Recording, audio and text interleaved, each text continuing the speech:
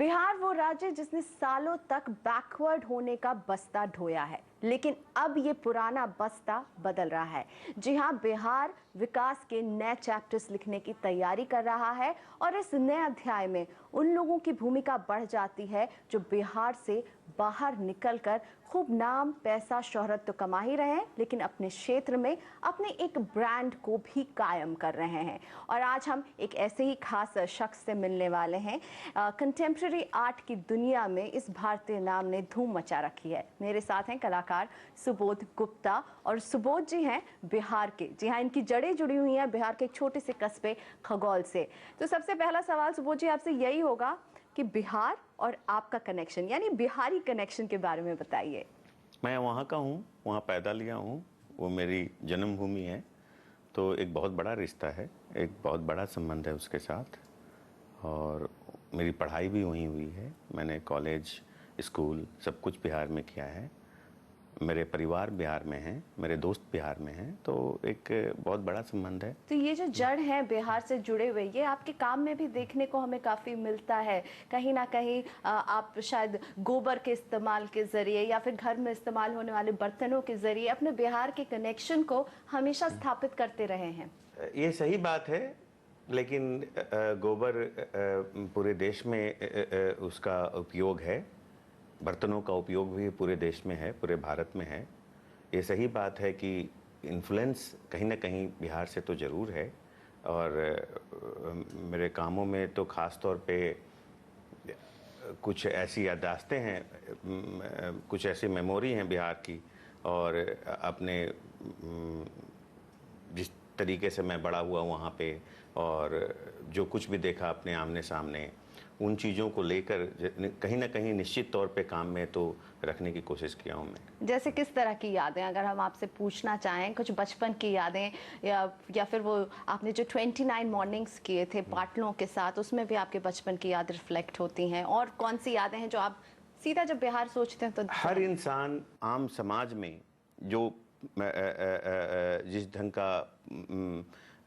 जिस ढंग के समाज में हम रहते हैं, जो रोज़मर्रा की ज़िंदगी में हमने देखा, किसी के मरने के ऊपर, किसी के पैदा लेने के ऊपर, हाँ, और इतने सारे फेस्टिवल्स जो, तो एक बचपन जो है, वो सारी चीज़ों को जब देखते हुए आदमी जब बड़ा होता है, तो कहीं ना कहीं आपके जेहन में इस तरह से वो समा जाता है। वो मैं उसको एक पढ़ाई की तरह देखता हूँ, मैं उसे एक एजुकेशन की तरह मानता हूँ। और उन चीज़ों को कहीं ना कहीं अपने काम में डालने की कोशिश की।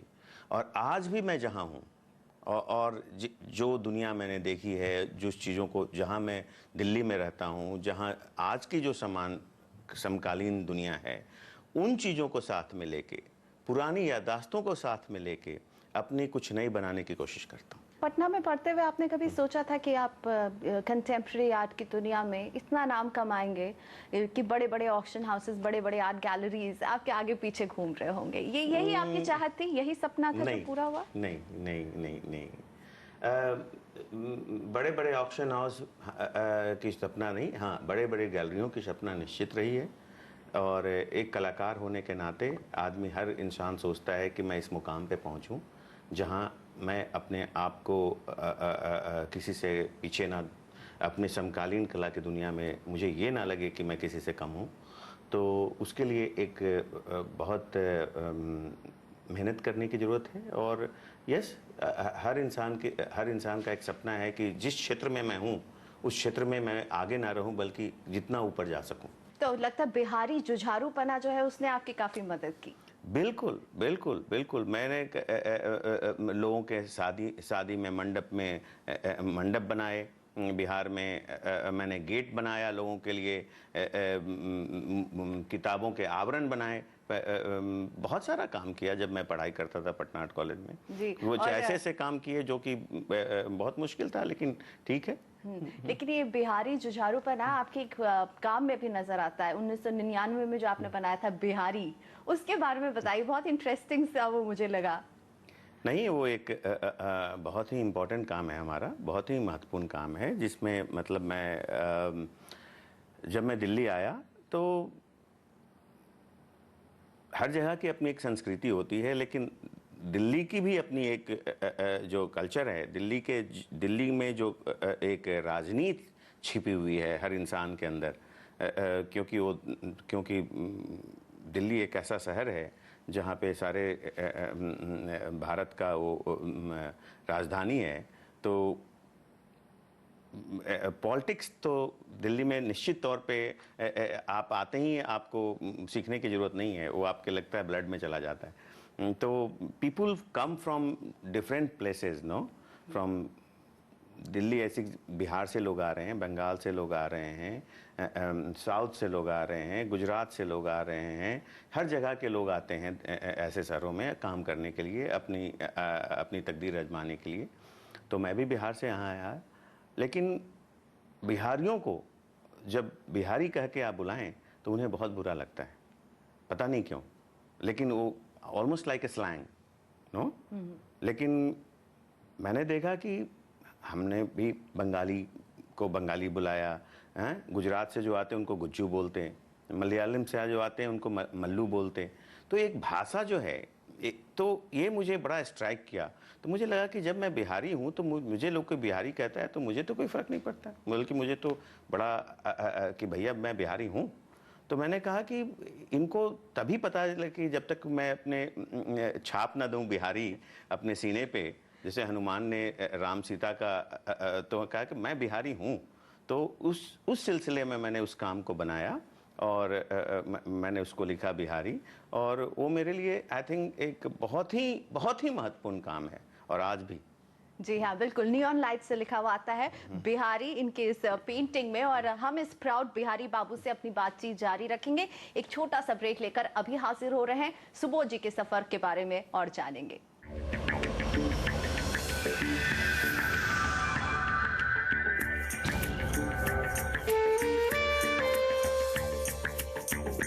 ग्लोबल कंटेम्प्रेरी आर्ट की दुनिया में एक नाम जो धूम मचा रहा है वो है सुबोध गुप्ता का, जिनसे हम बातचीत कर रहे हैं। और इनकी एक खास बात जो हमें इन तक खींच कर लेकर आई है वो है इनका बिहार से आना, और ये इनका बिहार से जुड़ाव इनकी अभिव्यक्ति में, इनकी बातों में और इनकी कला में भी नजर आता है। सर, लेकिन आपने एक काम किया था जिसमें आपने माइग्रेशन की समस्या को उठाया था, 7 समंदर पार में, अक्रॉस द 7 सीज में। माइग्रेशन केवल भारत से ही नहीं, बिहार के लिए भी एक बड़ी समस्या है, पलायन यहाँ से लोगों का होता रहा है, ये भी आपके जहन में कहीं ना कहीं था? सब कुछ बिहार पे आके नहीं रुकता, पूरे देश की समस्या है। और जब आप कला बनाते हैं तो एक समुदाय को, एक जगह को उसका सब्जेक्ट बना के नहीं चल सकते। तो जब मैंने इसके ऊपर काम करना शुरू किया तो मैं पहले कभी विदेश गया नहीं था। जब मैं विदेश जाना शुरू किया और जब मेरी यात्रा स्टॉप ओवर होके दुबई से या कुवैत से भाया लंदन जाने की गए, तो वापस भी आना उसी रास्ते से होता था, London to Kuwait, Kuwait to Delhi और London to Dubai, Dubai to Delhi. तो जब फ़्लाइट लंदन से खुलती थी और जब दुबई और कुवैत आके रुकती थी तो एक माहौल अलग होता था। लेकिन दुबई और कुवैत आने के बाद ऑलमोस्ट फ़्लाइट लगता है एम्प्टी हो गई, और फिर 10 मिनट के बाद वो पूरी फ़्लाइट भर जाती थी। और भर जाती थी, उसमें संख्या जिनकी होती थी वो कोई और लोग नहीं थे, हमारे भाई बंधु थे, हमारे अपने ही लोग थे। तो मुझे बड़ा आश्चर्य लगता था कि ये लोग यहाँ क्या कर रहे हैं, और इतने सारे समुदाय, इतने सारे इकट्ठे होकर।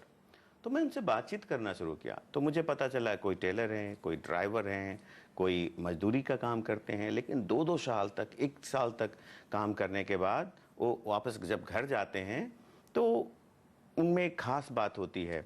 जब दिल्ली एयरपोर्ट पे आया मैंने तो उनका जब बंडल देखा मैंने, हमने कहा कि ये सूटकेस जो है, ये जो बंडल है, किसी भी सूटकेस को किसी भी समय मतलब एस्थेटिकली वो समाप्त कर देती है।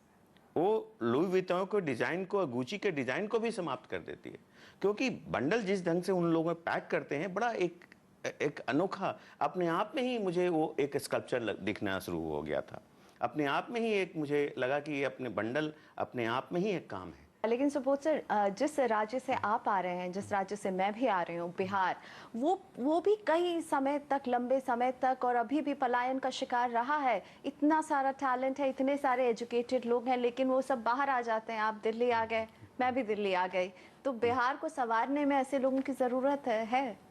निश्चित तौर पे है, निश्चित तौर पे है, इसमें तो कोई दो मत नहीं है। लेकिन अगर मैं बाहर नहीं निकलता तो शायद मैं जो हूँ नहीं भी बन पाता।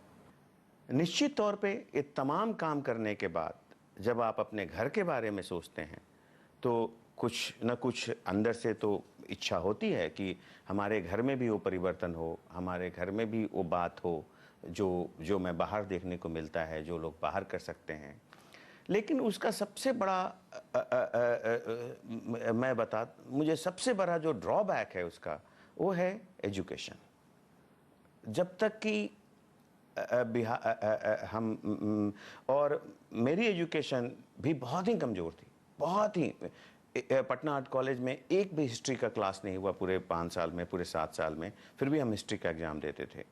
तो जब आप बाहर आते हैं तो आप बेवकूफ़ की तरह खड़े होते हैं। लगता है दूसरे के सामने आप कैसे बात कर पाएंगे, क्योंकि आपके पास वो नॉलेज है नहीं। तो education is the most important thing.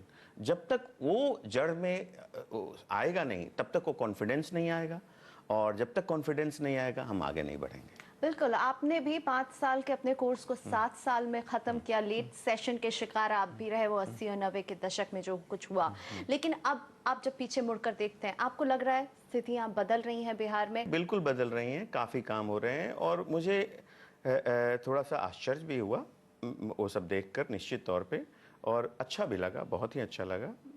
और सबसे बड़ी बात है जो बिहार की सरकार जो कर रही है, बिहार में एक म्यूजियम बन रहा है, और वो म्यूजियम जो है, जब पूरे विदेश के पूरे दुनिया के जाने माने आर्किटेक्ट में से ऐसे आर्किटेक्ट लोगों ने अपना प्रपोजल दिया, और उसमें से एक आर्किटेक्चर मोकियो फुमांगियो फ्रॉम जापान के आर्किटेक्चर हैं, उनको ये कॉन्ट्रैक्ट मिला।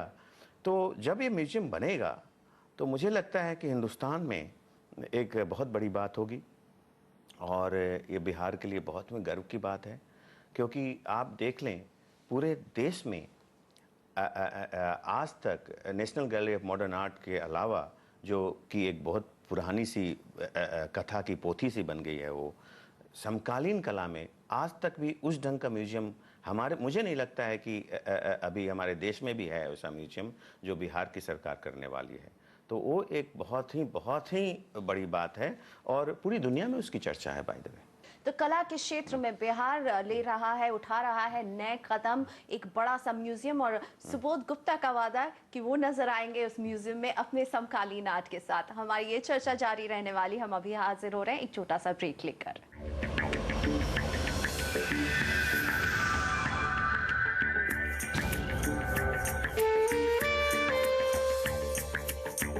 Welcome back. मशहूर आर्टिस्ट सुबोध गुप्ता के साथ आप देख रहे हैं हमारी ये खास बातचीत, और हम समझ रहे हैं इनके काम के बारे में और ये क्या सोचते हैं, न केवल अपने राज्य बिहार के बारे में पर पूरे परिवेश के बारे में। सुबोध जी, आप रोज़मर्रा की ज़िंदगी का इस्तेमाल करते हैं, जो इस्तेमाल होने वाली चीज़ें हैं, स्टील के बर्तन हैं, बहुत सारी चीज़ें आप लेकर के आर्ट पीस रखते हैं, और इन आर्ट पीस में आप बहुत ही सटल तरीके से चेंजिंग इंडिया की तस्वीर भी रख रहे हैं। 20 साल पहले हिंदुस्तान की 80% जनता स्टेनलेस स्टील के बर्तनों में खाना खाती थी, और धीरे धीरे अब कम हो गए हैं, लेकिन उस समय काफ़ी ज़्यादा था। तो मुझे खाना बनाने का भी शौक़ है, तो रोज़मर्रा की ज़िंदगी को लेकर जब मैं काम कर रहा था तो ये सारी चीज़ें आँखों के सामने आई, और ये हमारा मीडियम बन गया। और इस कारण से, और जब भी ख़ास तौर पे लाइन ऑफ कंट्रोल की बात कर रहा हूँ मैं, कि अगर जब भी कोई तबाही होती है तो सबसे पहले असर घर में होती है, और घर का सबसे पहले असर किचन से होता है, जहाँ से मनुष्य का सामग्री और जीवन शुरू होता है।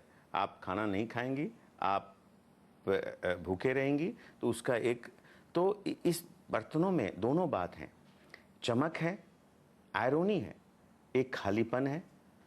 आप किसी किसी हमारे हिंदुस्तान में भिखमंगों के पास भी स्टेनलेस स्टील के बर्तन मिल जाएंगे। अभिव्यक्ति के तो कई जरिए हैं, लेकिन सुबोध गुप्ता का नाम इससे भी जोड़ा जाता है कि आपकी पेंटिंग्स की जब ऑक्शन होती हैं तो उनके सामने जितने ज़ीरोज़ लगते हैं उतने ज़ीरोज़ का मुकाबला कोई नहीं कर सकता है। काफ़ी महंगी आपकी पेंटिंग्स बिकती हैं ऑक्शन में। और मैं समझना चाहूँगी कि इतनी महंगी पेंटिंग आप बेचते हैं और आप एक ऐसे राज्य से आ रहे हैं जो गरीब है, बैकवर्ड माना जाता है। चीज़ें ज़रूर बदल रही हैं, लेकिन एक giving it back to the society जो होता है उस तरफ आप कुछ कर रहे हैं? मैं एक राजनीति नहीं हूँ और ना ही मैं सोशल वर्कर हूँ। मैं एक कलाकार हूँ। मैं एक अपना काम करता हूँ।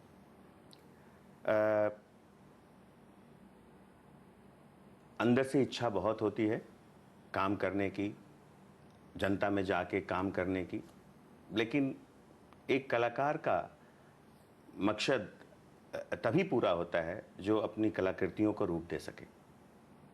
हाँ, पिछले दिनों जब बिहार में बहुत बाढ़ आई थी तो मैंने कोशिश किया था अपनी कला के जरिए ही, किसी और के जरिए नहीं, कला के जरिए ही। और मैं हिंदुस्तान के सारे कलाकारों ने मुझे मदद किया, हमारे सारे समकालीन दोस्तों ने मुझे मदद की, सारे लोगों ने अपने अपने काम दिए, मैंने भी अपना काम दिया। और उन कामों को बेचकर मैंने 2 संस्थाओं को चुना था, और एक गुंज और एक एसएसवी के बिहार की एक एनजीओ है। हम लोगों ने करीब करीब 4 करोड़ रुपए इकट्ठे किए थे उससे। तो कोई मामूली रकम नहीं थी वो इसके लिए इकट्ठा करना। बिल्कुल, बिहार के फ्लड विक्टिम के लिए। तो ऐसा नहीं है कि हमारा आत्मा नहीं है वहाँ पे, लेकिन यस, मैंने काम किया है। बिल्कुल, लेकिन आपने अभी कहा एजुकेशन को लेकर आप फिक्रमंद हैं। क्या कॉलेज ऑफ आर्ट में आपको लगता है जाकर के आप कुछ इनिशिएटिव लेना चाहेंगे, कुछ इस तरफ काम करना चाहेंगे? बिल्कुल। अगर पटना कॉलेज ऑफ आर्ट मुझे बुलाएगी, और मैं तो ख़ास तौर पे जाके एजुकेशन पूरा नहीं, लेकिन हाँ, अगर मैं 4 महीने में और 5 महीने में बच्चों से बात कर सकूं, काम दिखा सकूं, दुनिया में क्या काम हो रहा है उसको दिखा सकूं, तो मुझे मुझे अच्छा लगेगा। और सिर्फ बिहार के नहीं, बहुत सारे तो बिहार का नहीं, सिर्फ पूरे देश का दुर्भाग्य है। मुझे विदेशों से लोग बुलाते हैं, विदेशों के कॉलेज मुझे बुलाती है वहाँ पे बात करने के लिए स्टूडेंट से। मैं फ्रांस के इकोल द बोजा में 1 महीना पढ़ाया हूँ, और यहाँ की कॉलेज यहाँ के इंटरेस्ट नहीं रखती, तो उसमें मैं खुद जाके उनके घर में कि मुझे कुछ करना है, बात तो बनेगी नहीं ना, ऐसे वो भगा देंगे मुझे। जिस तरह से कला को हमारे देश में लिया जाता है, विडंबना है कि आपने खुद ही कहा एनजीए में जैसे म्यूजियम्स नहीं हैं जो मॉडर्न आर्ट को दिखा रहे हों। ऐसे में कंटेम्प्रेरी आर्ट का फ्यूचर और कंटेम्प्रेरी आर्टिस्ट्स का फ्यूचर आप किस तरह से देख रहे हैं भारत में? उन्हें आगे बढ़ते हुए देख रहे हैं? देखिए, टैलेंट की कमी नहीं, लेकिन उसके लिए, टैलेंट को बढ़ाने के लिए कहीं ना कहीं प्लेटफॉर्म होनी चाहिए। प्लेटफॉर्म की बहुत बड़ी कमी है हमारे हिंदुस्तान में। इस देश में सरकार के तरफ से एक भी समकालीन म्यूजियम नहीं है, एक भी कला दीर्घा उस ढंग से। आप जाएं विदेशों में, आज अगर स्पेन में मैड्रिड कोई जगह है तो उसमें 10 म्यूजियम देखेंगे आप, और ऐसे म्यूजियम देखेंगे कि पूरी टूरिज्म उस म्यूजियम के ऊपर बेस है। 1-2 प्रदर्शनी करने से कला के बारे में बात बनती नहीं है। जब तक कि एक कला का कोई जगह पूरे दिल्ली में सरकार नहीं चुनेगी, एक ऐसी कला दीर्घा बनाने की कोशिश नहीं करेगी, कला को इकट्ठा करने की जब तक कि उनके अंदर वो मिजाज नहीं होगा, तब तक उसका रुख नहीं बदल सकता। कला को लेकर उदासीनता है, लेकिन बिहार को लेकर कुछ अच्छी बातें मैं आपके सामने रखना चाहूंगी और आपका रिएक्शन चाहूंगी। न्यूयॉर्क टाइम्स कह रहा है कि यहाँ पे लॉ और ऑर्डर सुधरा है पिछले 5 साल में। बीबीसी का आर्टिकल कह रहा है वह बैकवर्ड बिहार लीड्स इंडिया, और 2011 में इकोनॉमिस्ट बिबेक देबरॉय और लवीश भंडारी ने इसे लीस्ट करप्ट स्टेट भी कहा है। कैसा लगता है अपने होमलैंड के बारे में ये सारी बातें सुनकर, जब हमने बहुत लंबे समय तक बहुत सारी बुरी बातें सुनी हैं? तब ये बहुत ही गर्व की बात है, और सचमुच में बिहार में बहुत बड़ा परिवर्तन हो रहा है। और आप देख लो, पिछले दिनों हम जब बाहर निकल नहीं सकते थे, आज वहाँ की माँ, बहनें, बच्चे शाम को निकल सकते हैं, घूम सकते हैं। ये बहुत बड़ी बात है। और छोटी छोटी परिवर्तन से ही बड़ी परिवर्तन होती है। समय तो लगेगा ही। और आज जो नीतीश जी बिहार में, मोदी जी जो बिहार में कर रहे हैं, ये बहुत बहुत ही ज़रूरी है। और बहुत गर्व की बात है कि बिहार को बहुत बहुत सालों के बाद एक ऐसा नेता मिला है जो बिहार को आगे लेके जाएगा। शुक्रिया हमसे बात करने के लिए। तो कला के समुंदर में आप यूं ही तैराकी करते रहिए और नई ऊंचाइयों को हासिल करते रहिए। कलाकार सुबोध गुप्ता अपने विचारों के साथ और अपनी अभिव्यक्ति के साथ। नमस्कार।